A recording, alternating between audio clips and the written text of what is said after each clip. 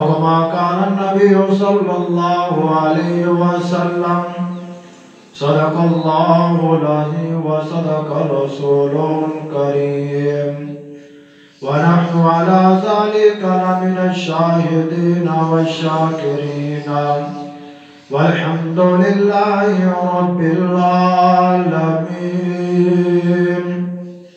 رب اشرح لي صدري ويسر لي أمري واحلل عقدة من لساني يفقهوا قولي. رب زدني علما رب زدني علما رب زدني علما. سبحانك لا علم لنا إلا ما علمتنا إنك أنت العليم الحكيم. سبحان ربك رب العزة عما يصفون وسلام على المرسلين والحمد لله رب العالمين.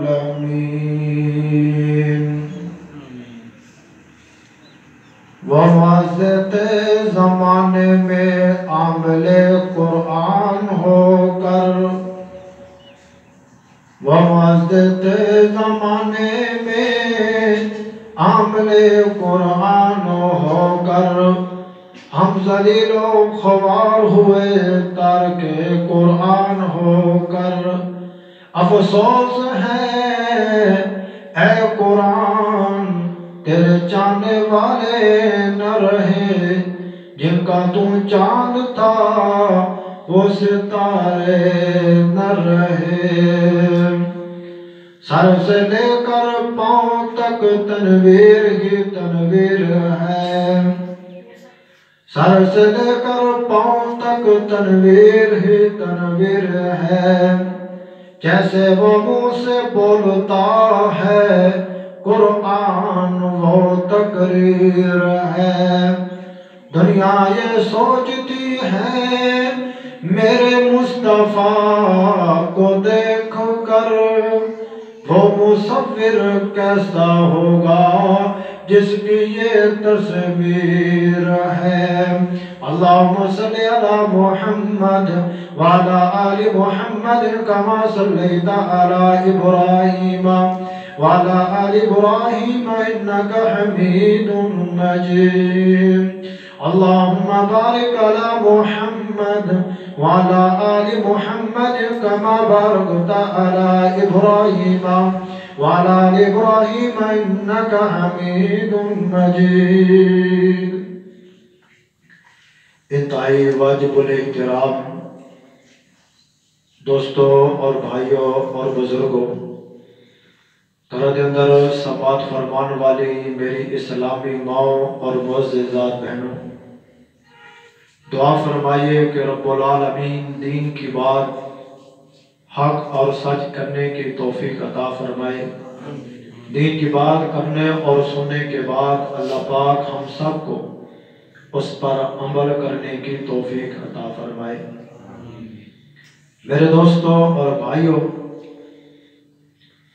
اللہ کا بڑا احسان ہے، اللہ کا بڑا کرم ہے، اللہ رب العالمین کی بڑی رحمت ہے کہ جس رب العالمین نے ہم سب کو یہ مبارک یہ مطہر جمعۃ المبارک کا دن عطا فرمایا. یہ جمعۃ المبارک کا دن ایسا ہے کہ مسلمانوں کی خوشی کا دن ہوتا ہے. اور میرے بھائیوں، اگر اسلام کے اندر 2 عیدوں کے بعد اگر کوئی تیسری عید جائز ہوتی تو ہو سکتا تھا کہ جمعے والے دن کو عید کا دن قرار دیا. کیوں؟ اس لیے کہ جمعے کا دن ایک ایک لمحات ایک ایک گھڑیاں قبولیت کی لمحات ہوتی ہے. آپ علیہ السلام نے ارشاد فرمایا کہ جس نے میری سنت کے مطابق جمعہ والا دن گزارا گویا کہ اس کا سارا دن عبادت کے اندر گزر گیا. فرمایا کہ جب اچھے کپڑے پہن کے آیا، غسل کر کے آیا، خوشبو لگا کے آیا، مسجد کے اندر سب سے پہلے آیا گویا کہ اس نے میری سنت کو زندہ فرما دیا۔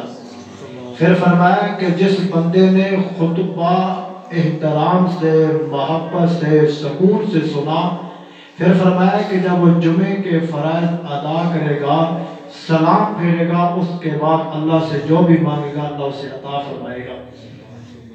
اور پھر فرمایا کہ جمعے والے دن سورہ کہف کی تلاوت کرنا یہ میرے مصطفیٰ کی سنت ہے، اور عصر کے بعد 80 مرتبہ میرے مصطفیٰ پر درود شریف پڑھنا یہ میرے مصطفیٰ کی سنت ہے۔ تو میرے دوستوں اور بھائیوں، اللہ پاک نے ہم سب کو ایک ایسی دنیا کے اندر رہنمائی کے لیے اللہ نے اپنا ایسا کلام، ایسی کتاب، ایسا قرآن عطا فرمایا کہ جو اس سے پہلے ایسا قرآن کسی اور امت کو عطا نہیں فرمایا۔ جو اللہ پاک نے اس امت کو کتاب عطا فرمائی، اس سے پہلے اللہ نے کسی اور کو یہ کتاب عطا نہیں فرمائی۔ اللہ پاک نے پہلے کتابیں تو بھیجی ہے، تورات آئی، انجیل آئی، زبور آئی، مختلف ضعیفوں کو بھیجا، لیکن میرے رب نے اعلان فرما دیا کہ یہ قرآن کے مقابلے میں تورات نہیں ہے، قرآن کے مقابلے میں زبور نہیں ہے، قرآن کے مقابلے میں انجیل نہیں ہے، قرآن کے مقابلے میں ضعیفیں نہیں ہے۔ میں نے کہا ربا پھر کس چیز کا مقابلہ ہے؟ فرمایا جس طرح میرے رب کا کوئی ثانی نہیں، میرے مصطفیٰ کا کوئی ثانی نہیں ہے، اسی طرح میرے قرآن کا بھی کوئی ثانی نہیں ہے۔ اللہ پاک نے قرآن مقدس فرقان حمید وہ عطا فرمایا کہ جو اللہ نے خود اس کی تلاوت عطا فرمائی۔ اور یہ قرآن مقدس جب لوح و قلم کے اندر تھا تب بھی اللہ کی حفظ میں ایمان میں تھا، تب بھی اللہ کے پاس محفوظ تھا۔ جب اللہ نے دنیا میں بھیجا، امت کے حوالے کیا، تب بھی یہ اللہ کی حفاظت کے اندر ہے۔ اللہ رب العالمین نے قرآن مقدس کے اندر سب سے پہلی سورت کے اندر میرے رب نے اپنا تعارف فرمایا۔ خیر جو میں خطبے کے اندر تلاوت کی کہ اِنَّا نَحْنُ نَزَّلْنَا الذِّكْرَ وَإِنَّا لَهُ لَحَافِظُونَ، فرمایا کہ میں یہ قرآن تمہارے اوپر نازل کر رہا ہوں، بے شک تمہاری ہدایت کے لیے، تمہاری رہنمائی کے لیے، تمہارے لیے ایک آئیڈیل بنا کر میں بھیج رہا ہوں۔ لیکن میرے بندوں، آپ اس کی ذمہ داری کا میرے دوستوں فکر نہ کرنا، آپ اس کی ذمہ داری، آپ اس کی حفاظت کا غم نہ کرنا۔ آپ کا کام ہے پڑھنا، آپ کا کام ہے قرآن سینے سے لگانا، آپ کا کام ہے قرآن کی تلاوت کرنا، حفاظت کرنا تو میرے رب کا کام ہے۔ کتنا اللہ نے ہمارے اس مشکل مراحل کو آسان فرما دیا۔ اللہ نہ کرے، اللہ میرا رب نہ ذمہ اٹھاتا تو مکہ کے اندر تو لوگ کھڑے ہو گئے تھے اس کے مقابلے کے اندر قرآن بنانے کے لیے، اس کے اندر رد و بدل کرنے کے لیے۔ اس لیے اللہ نے یہ میرے اور تیرے لیے آسان کر دیا۔ آج سے 14 اور 1500 سال پہلے اتار کر اللہ نے ذمہ بھی اپنا ہی اٹھا لیا۔ اور اس کے بعد میرے رب نے اس قرآن کی جو پہلی سورت ترتیب کے لحاظ سے، ویسے تو سورہ الگ پہلے آئی، لیکن قرآن کی ترتیب کے لحاظ سے سورہ فاتحہ جب پہلے آتی ہے، اللہ فرماتا ہے کہ الحمدللہ رب العالمین، کہ تمام جہانوں کا پالنے والا میں ہوں، ساری کائنات کا خالق میں، ساری کائنات کا مالک میں، ساری کائنات کا رازق میں، ساری کائنات کا داتا میں، ساری کائنات کو دینے والا میں، ساری کائنات کی بگڑی بنانے والا میں ہوں۔ فرمایا ایک جہان نہیں، تمام جہان جو آسمان تک جہان ہے، جو میرے لوح و قلم تک جتنی مخلوقات ہے، پھر فرمایا جو زمین کی تہہ تک جتنی مخلوقات ہے، سب کو پالنے والا میں اللہ رب العالمین۔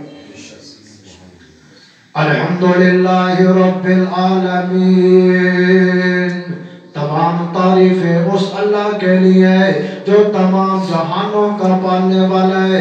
میں نے کہا اللہ جہان کون سے ہے؟ فرمایا پہلا آسمان، دوسرا آسمان، تیسرا آسمان، چوتھا آسمان، پانچواں، چھٹا، ساتواں۔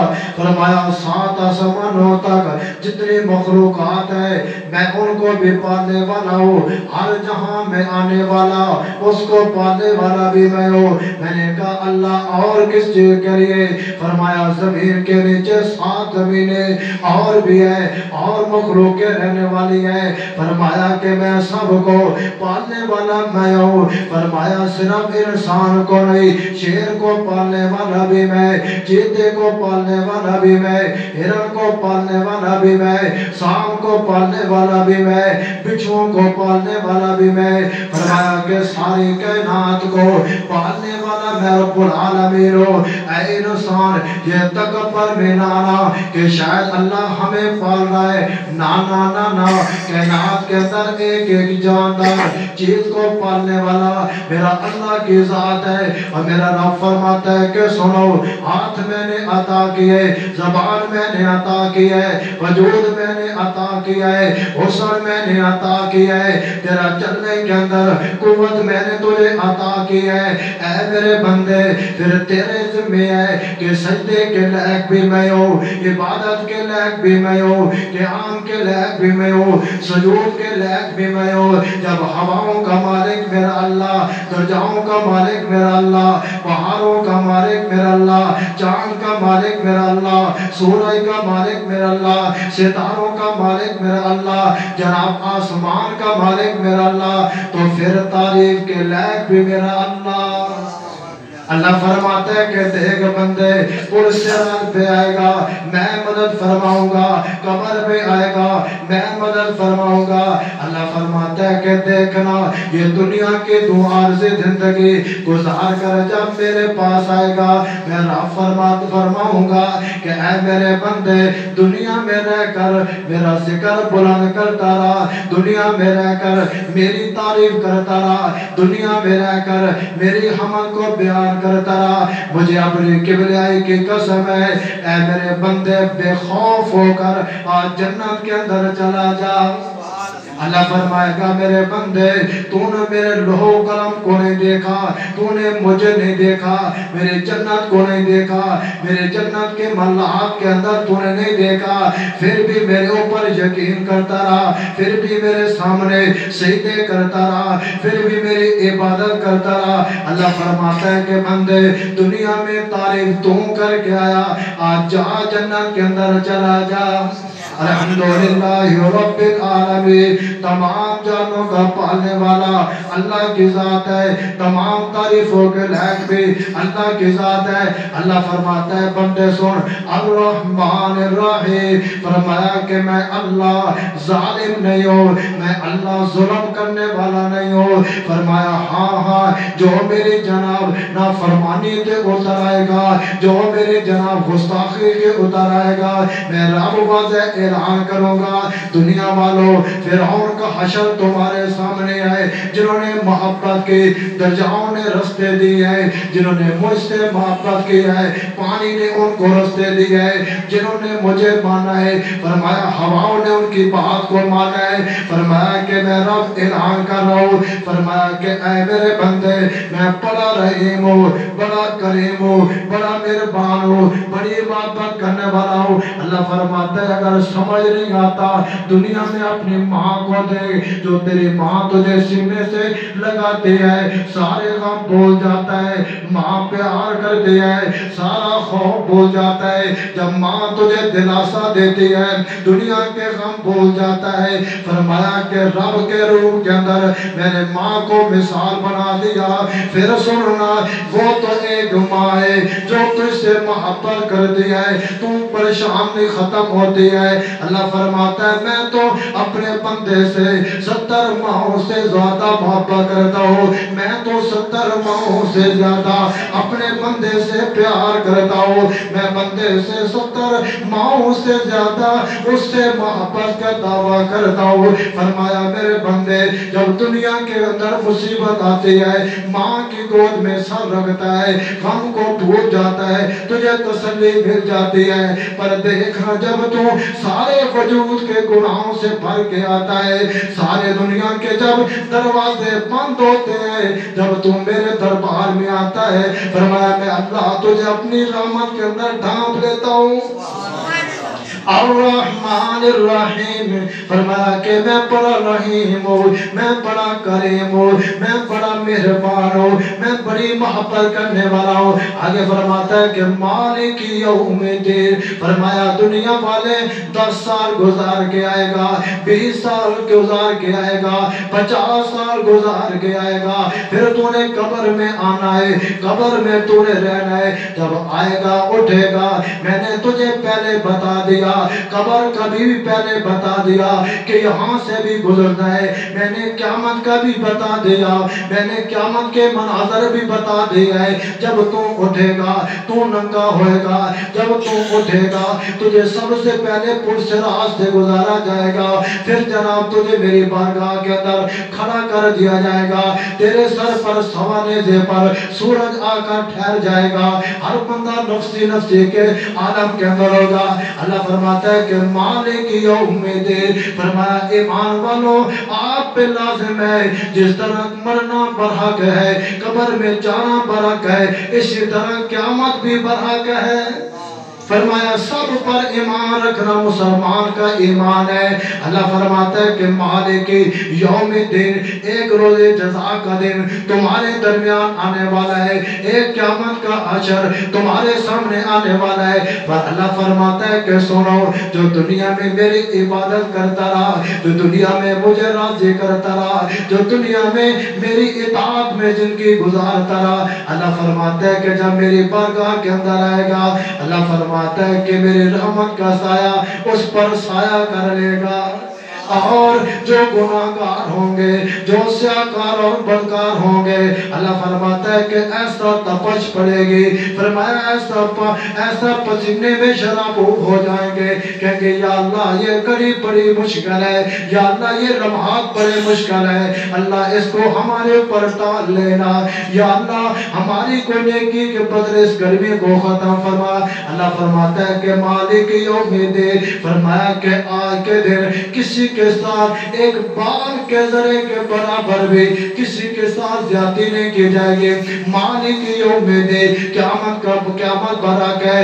آگے فرمایا مالک یوم الدین، ایاک نعبد و ایاک نستعین، فرمایا دنیا والوں دیکھو کہ عبادت کے لائق بھی میں ہوں، فرمایا سجدے کے لائق بھی میں ہوں، اور فرمایا مدد کرنے والا بھی میں ہوں۔ اور دیکھنا 40 سال یا سنم کہنے والا، 40 سال بت کے سامنے بیٹھنے والا، 40 سال بت کے سامنے سر ٹیکنے والا، انہیں کہتا ہے کہ یا سمجھ، آواز آتی ہے جی بندے میں اللہ حاضر ہوں۔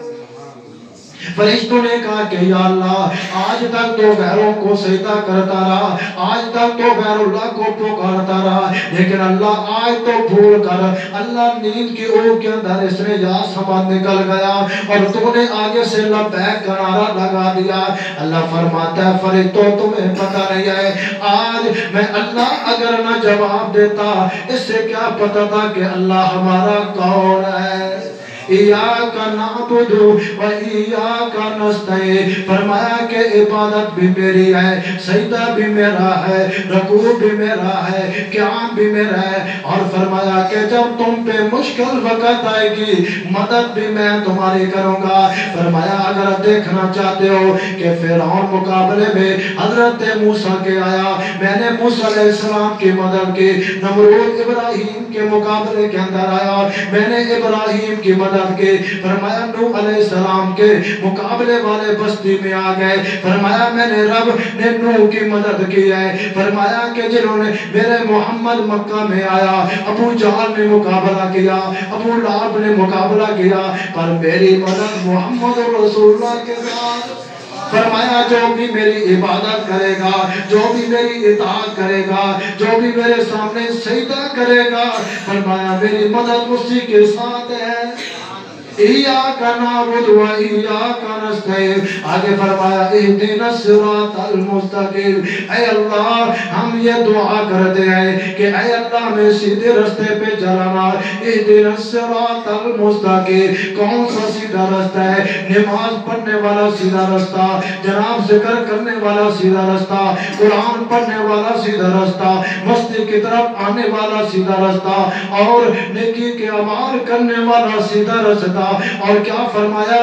फरमाया कि अल्लाह इस तरह हमें हिदायत के रास्ते पे चलाना जिस पे चलकर अल्लाह तुम भी राजी हो जाए, तेरा मुस्तफा भी राजी हो जाए। और इहदिना सिरातल मुस्तकीम। ऐ अल्लाह आज हम सब भी दुआ करते हैं, अल्लाह जब तक जिंदा है, जब तक सांस में सांस है, जब तक जिंदगी के सांस चल रहे हैं, अल्लाह तेरे सामने दुआ करते हैं इहदिना सिरातल मुस्तकीम। अल्लाह हमें सिरात मुस्तकीम पे रखना, अल्लाह हमें बरहक रास्ते पे रखना, अल्लाह ईमान वालों के रास्ते पे रखना, अल्लाह हमें नबियों के रास्ते पे रखना। ऐ अल्लाह जिस पर चल के आए अल्लाह तुम अपने उस बंदे पे फख्र करे। इहदिना सिरातल मुस्तकीम। आगे फरमाया सिरातल लज़ीना अनअमता अलैहिम गैरिल मग़ज़ूबि अलैहिम वलज़्ज़ालिन। फरमाया अल्लाह हम तेरे सामने एक और भी दुआ करते हैं, अल्लाह उनके रास्ते पे न चलाना जिनका हश्र ना फरमानों में है, अल्लाह उनके रास्ते पे न चलाना जो गुस्ताख है, अल्लाह उनके रास्ते पे न चलाना। ऐ अल्लाह जिनसे तू नाराज है, या अल्लाह हम दुआ करते हैं कि सीधे रास्ते पे चलाते चलाते वहां पर जाना कि जहां पर अल्लाह तो राजी हो जाए। सूरह फातिहा, अल्लाह का कुरान हमें पैगाम दे रहा है कि इबादत, क़यामत, कब्र, इबादत ये सब बराक है। अल्लाह फरमाता है कि ये कुरान तुम्हें ईमान वालों की हिदायत के लिए भेजा, और हमने क्या कर लिया? हमने इसको बंद करके अलमारी के अंदर रख दिया। बस एक साल के बाद क्या होता है? एक साल के बाद नया कपड़ा नया गिलास डालकर फिर चुप कर फिर रख देते हैं। मेरे भाई कुरान इसलिए नहीं आया, कुरान तो हमारी सोचों को बदलने के लिए आया, कुरान हमारे अकायद को बदलने आया, कुरान हमारे नजरियात को बदलने आया, कुरान हमें अल्लाह की तरफ लगाने के लिए आया, कुरान हमें अल्लाह का रास्ता दिखाने के लिए आया। कुरान तो अल्लाह ने इस दुनिया में रहमत बनाकर भेजा। आपसे दरखास्त है कि कुरान को मजबूती से थामो, कुरान से मोहब्बत करो, कुरान से प्यार करो। जिन्होंने कुरान को सीने से लगाया अल्लाह ने उसको आला मकाम अता फरमाया, जिन्होंने कुरान से मोहब्बत की अल्लाह ने उन्हें आला मकाम अता फरमाया। आप अलैहिस्सलातु वस्सलाम तशरीफ फरमाए, हजरत सैयदना सिद्दीक़ अकबर रज़ियल्लाहु ताला अन्हु आ गए और आप अल्लाह का कुरान पढ़ रहे हैं। और मेरे महबूब अलैहिस्सलाम ने फरमाया कि सुनो कि जब क़यामत का दिन होगा, जब सारे अल्लाह की बारगाह के अंदर पहुंच जाएंगे, नेक लोग जन्नत में पहुंच जाएंगे, मेरा रब फरमाएगा फरिश्तों आज बताओ कि तुम्हें अल्लाह का कुरान ना सुना जाए? कहा या अल्लाह फिर को सुनाया जाए। फरमाया दाऊद अलैहिस्सलाम को बनाया जाएगा, कुरान पढ़ेंगे। खुदा की कसम जब हजरत दाऊद अलैहिस्सलाम कुरान पढ़ेंगे, फरमाया कि जन्नत के एक एक जरा झूम रहा होगा। पूछा जाएगा बताओ मजा आया कि नहीं आया? कहेंगे या अल्लाह बड़ा सरूर आया। फरमाया अच्छा आ जाओ मैं तुम्हें और कुरान सुनाता हूँ। अब जनाब मेरे महबूब को बुलाया जाएगा।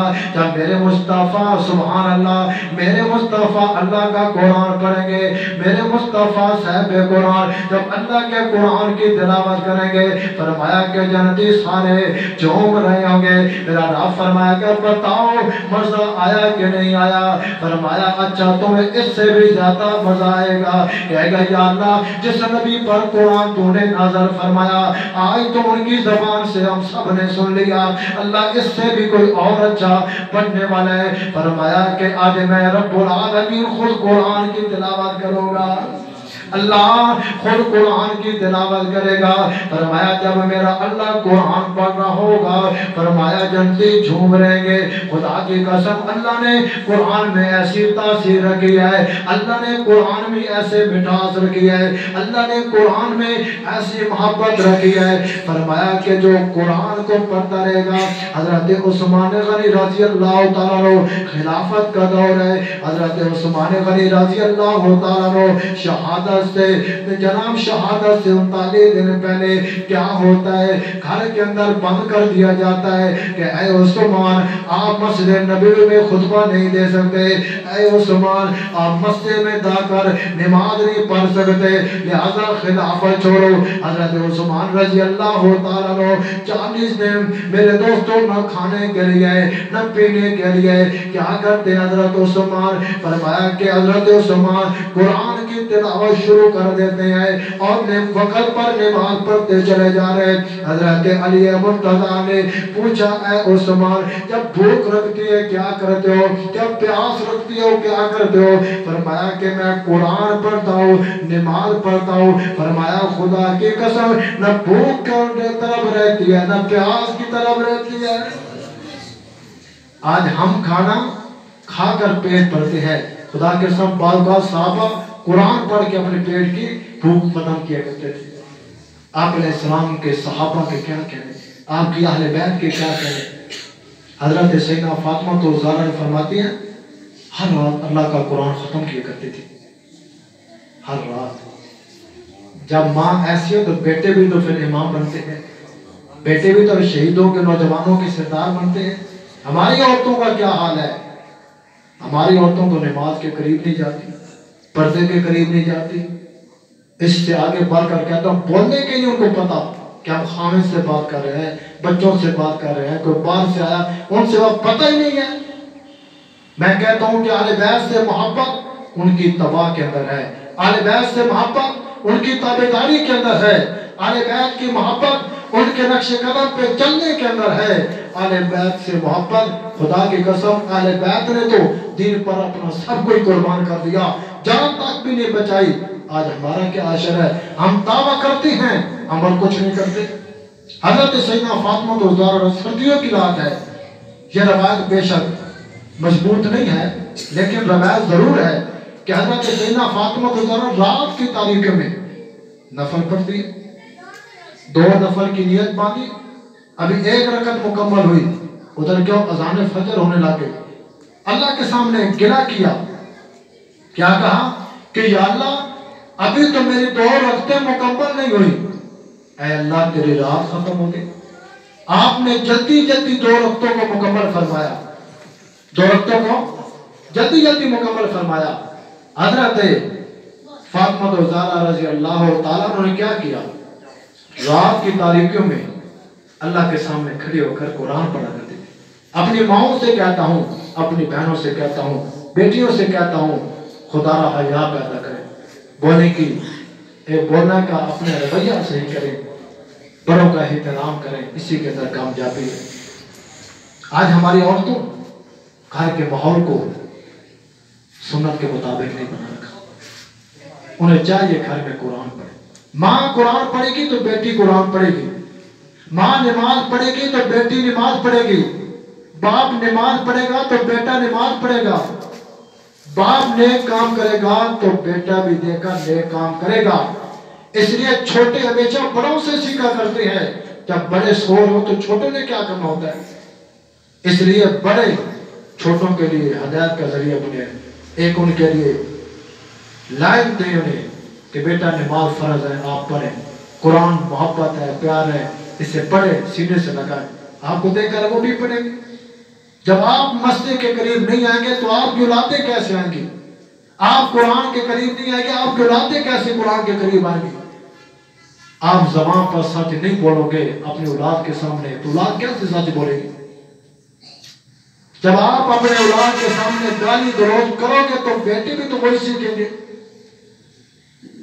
اس لیے میرے بھائیوں گھر کے ماحول کو دین والا ماحول بناؤ، گھر کے ماحول کو قرآن والا ماحول بناؤ کہ محمد سے وفا تو نے تو ہم تیرے ہیں، یہ جہاں ہے چیز کیا رہو کرم تیرے ہیں۔ علامہ اقبال نے کیا کہا کہ جہاں سارے جو ہیں یہ اللہ رب العالمین نے بنائے، اور اگر محبت خدا میں یہ تعریف کر رہے ہیں، میرے مصطفیٰ کی محبت میں تعریف کر رہے ہیں، یہ عبادت، یہ جھکنا، اللہ فرماتا ہے کہ اگر آپ نہ بھی جھکیں تو کوئی ضرورت نہیں ہے، اس لیے کہ اس کرنے سے آپ کا مقام بڑھتا ہے، اس سے کرنے سے آپ کے اندر عاجزی پیدا ہوتی ہے۔ یہ نیکی، عبادت، جھکنا، قیام کرنے سے آپ کی ریاکاری ختم ہوتی ہے۔ اسی لیے میرے بھائیوں، نماز ہم سب کے اوپر فرض ہے، نماز کو لازمی پکڑو۔ اب ماشاءاللہ ہمارے فجر کے اندر مسجد فل ہوتی ہے، یہ محنت ہے، اور مزید کریں گے تو انشاءاللہ ہر نماز میں مسجد فل ہوگی ساری ہو آخر تک۔ یہ کون سا بڑی مسجد ہے؟ آبادی جتنی ہے اس کے لحاظ سے تو بہت چھوٹی مسجد ہے، لیکن آئیں تو پھر یہ مسجد تو بہت چھوٹی ہے، نہ آئیں تو پھر یہ بڑی ہے۔ جس طرح ماشاءاللہ جمعہ والے دنوں وہاں تک صفیں ہوتی ہیں، آتے تو آپ یہاں سے ہی ہیں، اگر آپ 5 وقت ایسے آ جائیں تو ہر وقت یہ مسجد میں ایسے ہی مجمع ہو، ایسے رش ہو۔ الحمدللہ یہ اندر والا ہاتھ تو ہماری 5 نمازوں میں فل ہوتا ہے۔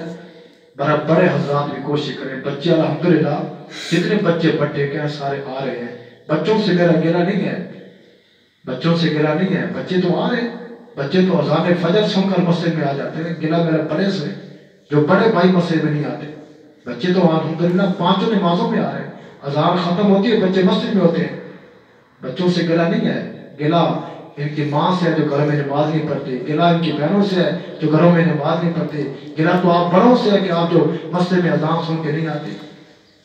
اس لیے آپ کوشش کریں، اذان ہو تو نماز کی تیاری میں لگ جائیں، فکر کریں، جب نماز کے لیے آئیں اپنے ساتھ والے بھائی کو کہو کہ آ جاؤ۔ جب آپ کو پھٹے کی طرف سے اجازت ہے کہ نماز کے وقت آپ نماز پڑھیں، کام بعد میں کر لیں، تو پھر جب اتنی چھوٹ ہے، میں نے دعوت دی، میں نے فکر کی، میں بری و زماں ہوں، میاں صاحب نے آپ کو کہہ دیا کہ نماز کے وقت نماز پڑھیں، یہ بھی بڑی زماں ہے، اب مجرم آپ خود ہو، اس کے باوجود آپ خود نماز پڑھیں، اس کو آپ مجرم ہو، ہم مجرم نہیں ہیں۔ ہم نے کہا ہے کہ نماز کے وقت کام کو بریک لگا، نماز پڑھو پھر کام کرو اپنا۔ آپ نماز کے وقت نماز پڑھو گے، آپ کے کام میں بھی برکت ہوگی، آپ کی تھکاوٹ اتر جائے گی، آپ کی زندگی میں سکون آ جائے گی، اللہ آپ کے پیسوں میں، مال میں برکت عطا فرمائے گا۔ اس لیے آپ کوشش کریں گے انشاءاللہ نماز کی۔ بچوں کو بھی نماز گھر کے اندر ماحول بناؤ، گھر میں بھی اور مسجد میں بھی، بچیاں گھر میں نماز پڑھیں اور بچوں کو مسجد میں بھیجو، ساتھ لے کے آؤ۔ جب آپ خود آؤ گے اپنے بچے لے کر، ان کو پتہ ہوگا کہ ہمارا والدین بھی نماز پڑھ رہا ہے۔ اس لیے میرے بھائیوں، نماز پڑھیں، جب کلمہ پڑھا لا الہ الا اللہ محمد رسول اللہ صلی اللہ علیہ وسلم، اس کے بعد ہمارے پر فرض ہے کہ سب سے پہلے نماز جنت کی کنجی ہے۔ جنت تم لے لیں گے تو پھر کنجی کہاں سے آئے گی؟ جہاں ہمارے گھر کا تالے کے چابی کے بغیر تالا نہیں کھلتا، کیسے اندر جائے؟ یہ تو دنیا کا تالا ٹوٹ جائے گا، وہ جنت کا تالا اللہ کا لگایا ہوا ہے، وہ ایسے نہیں کھلے گا۔ اس کے لیے اللہ نے چابی نماز بنائی ہے۔ اس لیے آپ سے درخواست ہے کہ نماز کی پابندی کریں، نماز ہم سب پہ فرض ہے، یہ سب کے لیے مسجد ہے، یہ نہیں ہے کہ کسی مسلک کی ہے، یہ اللہ کے گھر کی ہے مسجد ہے، یہ سب